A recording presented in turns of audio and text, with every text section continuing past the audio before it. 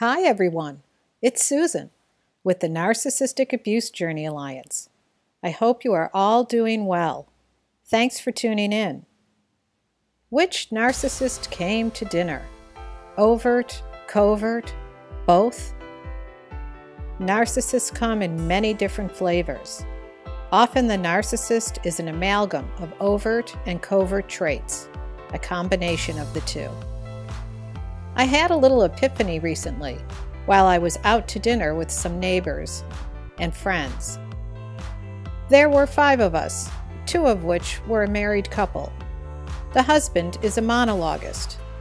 He only talks about himself or anything that he's interested in, and you can't get a word in edgewise.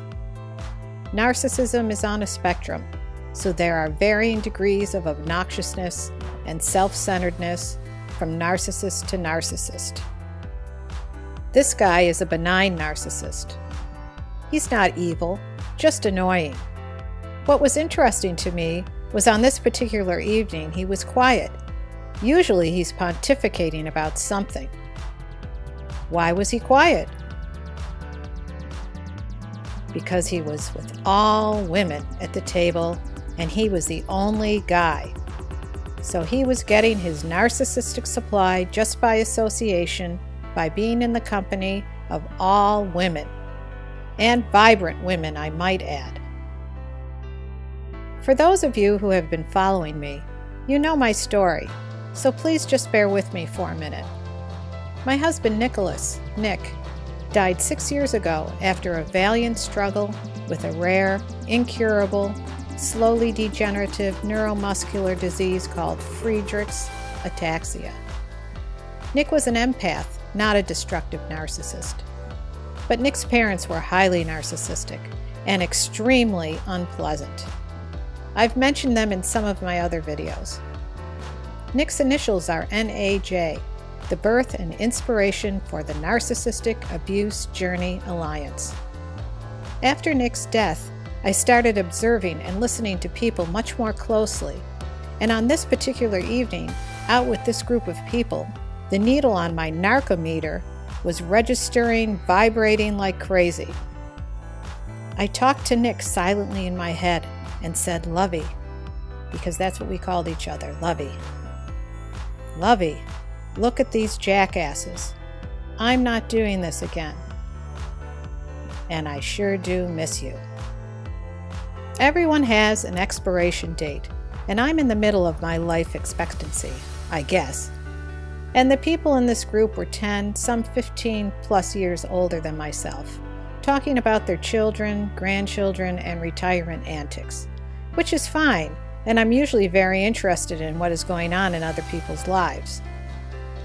But I'm child-free, I have nephews, and I work full-time. I'm not retiring anytime soon either. In fact, truth be told, I don't even believe in retirement.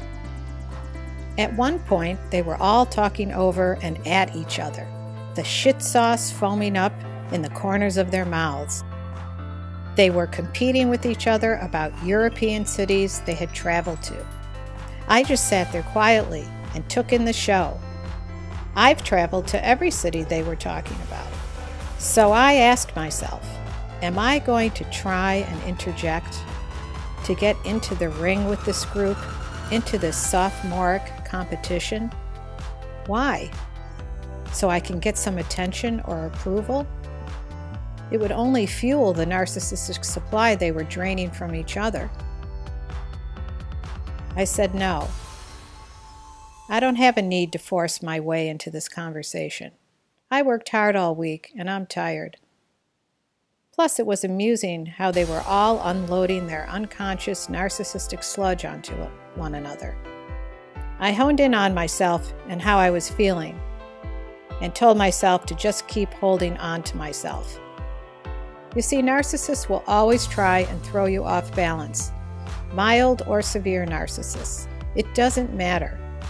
That's their specialty. I found the whole thing exhausting, uninteresting, confusing, and just plain unpleasant. I heard a little whisper in my ear that said, "That's right, you won't be going out with this group again anytime soon." I found the whole thing highly narcissistic, all only interested in their own agenda. They didn't notice that I was keeping quiet. They were all too busy interrupting each other, talking over each other, and being know-it-alls. And I'll add also, too worried about their own impression management with each other. It's so unattractive, really, when people behave like this.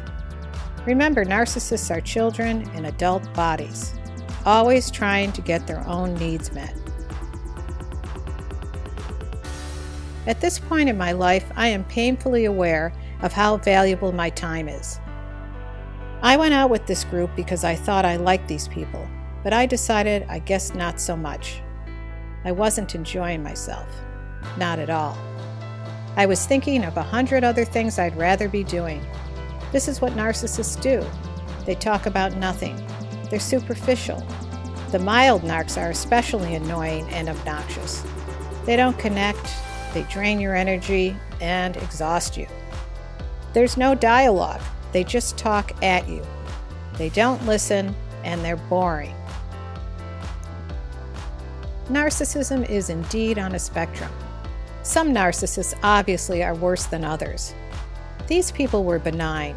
They weren't evil narcissists, but still too self-centered, too vampiric, and frankly, boringly shallow for my liking.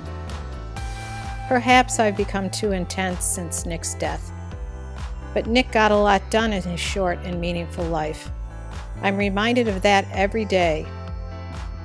He was focused, ambitious, and had a sense of urgency, and made the world a better place by being in it.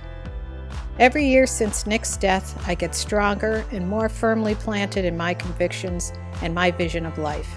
It gets clearer and clearer to me that I don't have time to hang around with time wasters, people who don't have a need to get anything done while they're here on Earth, and people who don't have much self-awareness or value in themselves or others. Socializing and hanging around self-centered people is emotionally draining and a huge waste of time. That's why narcissists and toxic people are referred to as energy vampires. They suck the energy right out of you by their constant master manipulations and pathological lying. Gaslighting and the silent treatment are two of their favorite entrees on their menu of destruction. Drenched in shit sauce, I might add.